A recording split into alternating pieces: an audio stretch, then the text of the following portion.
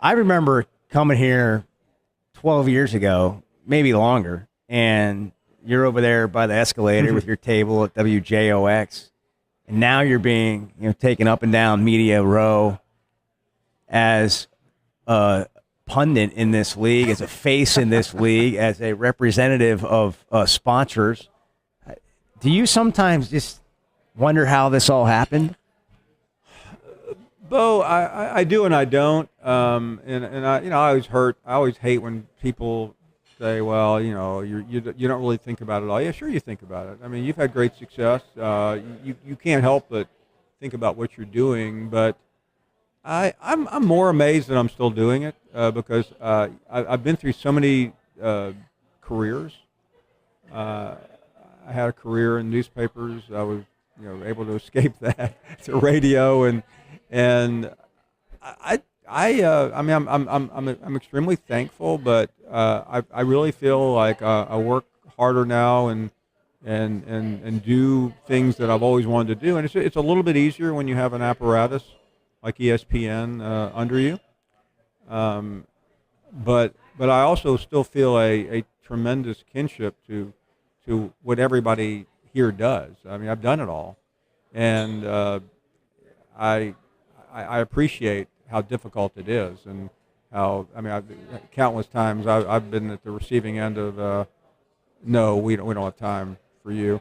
I mean, so I try to think about that. Well, it's been a while, I think, since that's happened. It still happens a little bit, I promise you. When this all came about, the SEC network, and you knew you were going to be on the SEC network, when it became obvious that was starting to happen, what kind of feelings did you have? Well, it was interesting. At a time when one would think this is really what I've been working for, there was a lot of trepidation. Number one, I was moving for the first time in 30 years to a place that I'd only been once or twice. I was leaving a comfort zone. I mean, listen, you've been to our studios here. We had a good thing covering Alabama football, Auburn, the SEC. I mean, there wasn't like this was a bad place to be.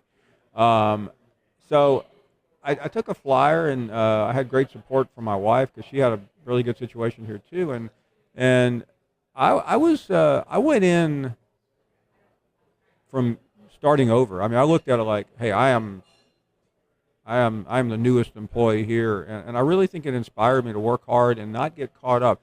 The only problem with that was the first year the network had not started yet, so I was hired to do the SEC Nation show, and there was nothing for me to do in the football season other than our weekday show. So to give me something to do, they sent me to the first game day in Clemson. It was close to Charlotte. They could save money. Georgia, Clemson. They had me back the next week, and the next thing you know, I'm on game day every week, and it was it's the wrong way to start a career as a neophyte with the biggest show in the business, but it was such an education. I'm sitting there at 6 o'clock on Saturday morning, Herb Street, Fowler, Corso, Desmond, Pollock, Sam Ponder.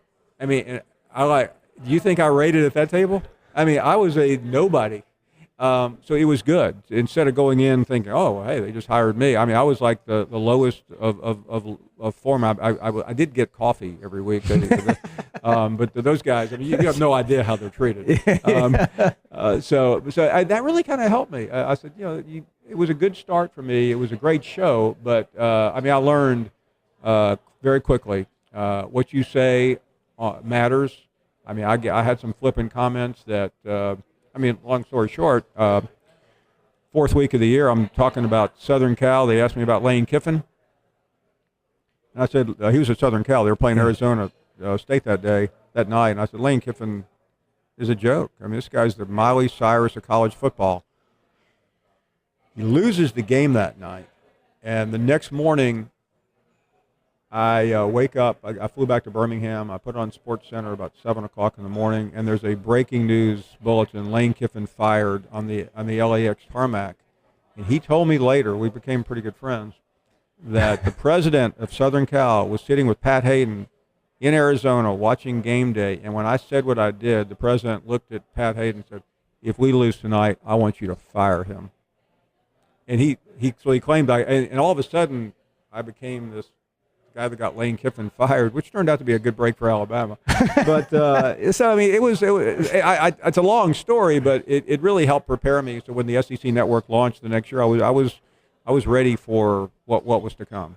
That's fascinating, especially on the back end. And that's the other thing that, fans sometimes will say about this business. Like if you get close to a coach, it's going to be harder for you to talk bad about them or whatever. But that's a great example of how things can work. And now you and Kiffin are friends. How are you friends? Well, it's funny. Another game day story. 2 weeks after he was fired, the game day moved to Seattle. I'm thinking, I'm at I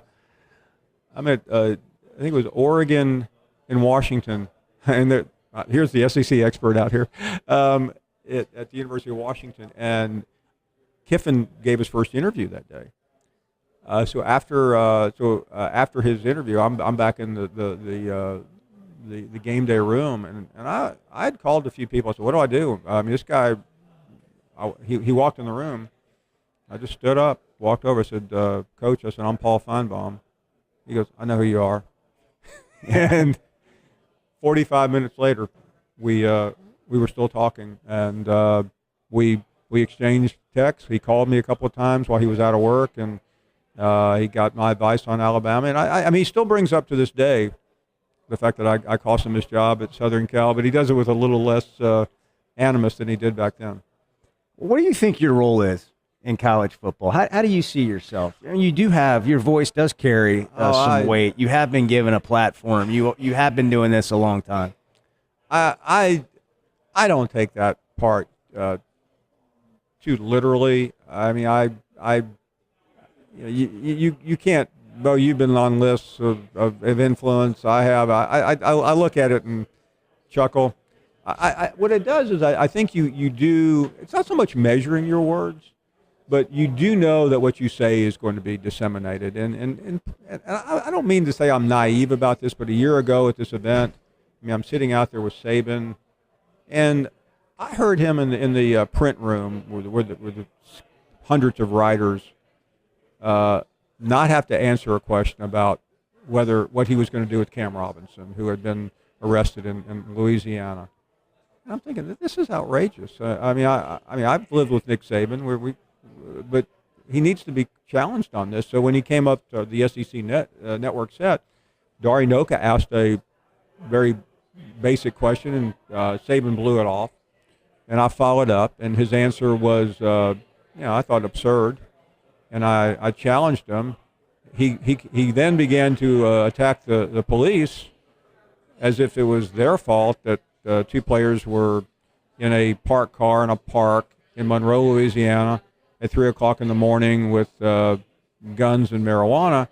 And I just said, I think a lot of people, believe these two players ought to be. He said, no, you're the only. And he just erupted. You know where I'm going here. Yeah, and I interrupted him again, and I'd forgot. Yeah, there were probably a lot of people watching. What I didn't think about was when the interview ended, he continued, and you're in that room sometimes. There were reporters all around with phones running, and he just unhurled a expletive directed thing toward me that within minutes had gone viral, and I was a little surprised by it. It was hard to work that day because I mean you literally had to just quit looking at your phone because aside from tweets going crazy, texts from everyone I've ever met in my life, some happy and some like, I can't believe you did that. Yeah. But I've had some interesting days in my career, but nothing quite like that. And by the way, when we reconvene this week, it'll be a little more docile. Yeah, well, you've done a good job of being able to keep the relationships professional that you need to with still giving your opinion, which I think is admirable. How would you sum up where the SEC is right now? There's a lot of talk about the coaches and the inexperience and all of that. I think it's challenged right now. You can take this as a positive or negative, but it's won one title in 4 years. It's lost twice to the ACC. Auburn in 13 and Alabama this most recent year. Can anyone compete with the passion of the? No, nobody can. But certainly there are a lot of really good coaches out there that aren't in the SEC, and I think the question I have is, how good are the SEC coaches? No Miles anymore, no Petrino. I say that with a straight face. No Rick, Spurrier, or Urban Meyer. Those are big-time coaches who have departed this league, some of whom have gone elsewhere. Last question. We'll get you out of here with this. Did you think by now Brett Bielema would have done more at Arkansas? Yeah, I do, because I'm a big believer in Brett. I think he came in with credentials that would have put him in the upper echelon of this league, and I understand the issues.